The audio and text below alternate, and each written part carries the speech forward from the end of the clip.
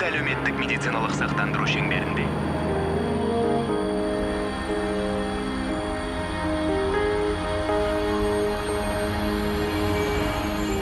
Медициналық қызметтің толық спектрін тегін ала аласыз. Ең әуелі жүйедегі мәртебеңізді тексеріңіз.